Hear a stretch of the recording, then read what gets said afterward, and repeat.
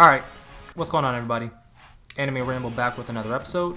Today we will be discussing the longest fight, the biggest fight, the most anticipated and needed fight out of this entire invasion. It is Kikoru versus Daikaiju No. 15, the one that set off the entire invasion arc, the one that has this perpetual ability to essentially have this neural link between her and all of the other Daikaijus. Essentially, if they have a fortitude level, this is the person that can connect all of them together. Well, was the person that could connect all of them together. RIP Kikoru's clone. And that is how she will always be referred to, because that is exactly what she is. There is no such thing as coincidences in mangas. Anyway, let's jump right into it. So if you remember way back when we lost Isayo, it wasn't that he died in combat. He was taken and used as Kaiju No. 9's new host body. Right? Bringing with this new host body comes an increase of strength, but also comes with it the knowledge that Isayo had prior to dying. And considering that we find out that Kaiju No. 15 was recreated from the combat memories of Kikoru from the memories of Isayo, she became a hard counter for our girl Kikoru very quickly from inception. And you see that in the memories of Daikaiju No. 15 as she has lost the battle, right? She's fading away, she's thinking back to her and Daikaiju No. 9, who she calls her father, and it's very heartbreaking. She was only created to destroy Kikoru, but she only ever wanted to be loved, right? She's still a daughter at the end of the day. She just wanted to be loved, and the only way that she was going to receive that love from Kaiju No. 9 was by destroying Kikoru. So that is essentially all of her motivation for what it is that she's doing here right now. And for a good majority of the fight that's going on, keep in mind, this is the longest fight that we've seen this entire invasion. Kikoru was getting her ass handed to her. I mean, Kaiju No. 15 had her on her heels for a good chunk of time. I mean, you had the right arm circuit damage, you had the right leg damage, left flank armor damage, whatever that means, fractured ribs, hemorrhaging arm. Things are not good right now for this girl, right? It's bad. And to make matters worse, Kikoru's using numbered weapon 4 as her numbered weapon of choice, the fastest kaiju of the defense force currently, but 15 was still keeping pace with her and pushing the pace every step of the way. It wasn't helping her initially at the beginning, even having a numbered weapon. So this leads to the defense force's first problem, right? Because this fight happened before all the other fights. So this is the first one that we're being introduced to, but it's just the last one that I'm covering for the sake of these videos, right? This leads us to like the first problem that they have going on. Kikoru, being as down bad as she is, the director general and the scientist guys are at the main HQ and like, oh, do we send help to her? Like, we need to send help to her. And they're like, yo, we don't got help to send to her. But the director general, he has to make a judgment call, and he's like, all right, fine, we're gonna save her. I can't let her die. Her father's already passed away. Like, I can't let Kikoru go down too. This is the last of the family. We're gonna redirect some of the defense force members to give back up to Kikoru. And Kikoru cuts him off and was like, nah, don't you dare. Like, I got this. Y'all have to trust me. I will figure this out. Not tomorrow, but today. Not today, but right now. The exact words that she said were, if I'm not mistaken, she's like, I'm so close.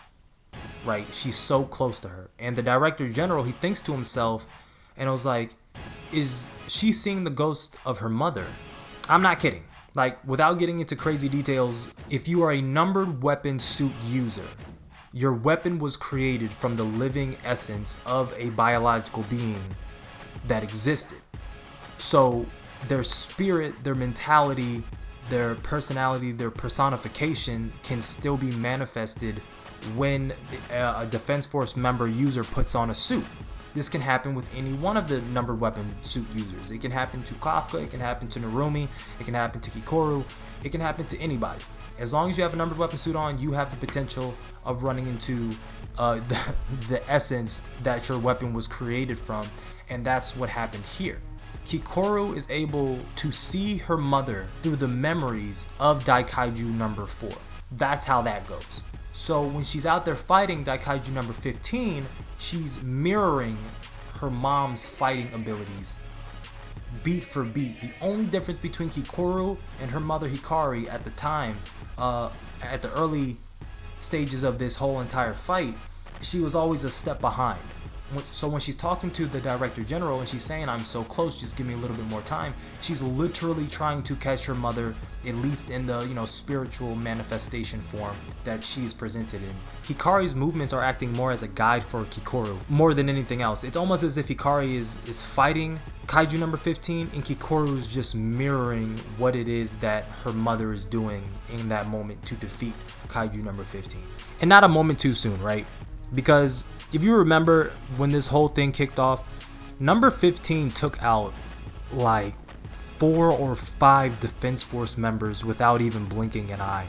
It was bad. If anybody needs to give this girl the hands, it's her fucking original, right? Kikoru needs to mess her up, and that ass beating came swiftly. Let me tell you, right? Kikoru hits her with a squadron style axe technique number 5 twin swallows, cutting 15 down the middle, exposing her core, and Kikoru rips her to shreds. Now, I mentioned at the beginning the whole she was doing this because her dad asked her to and she just wanted to be loved shit.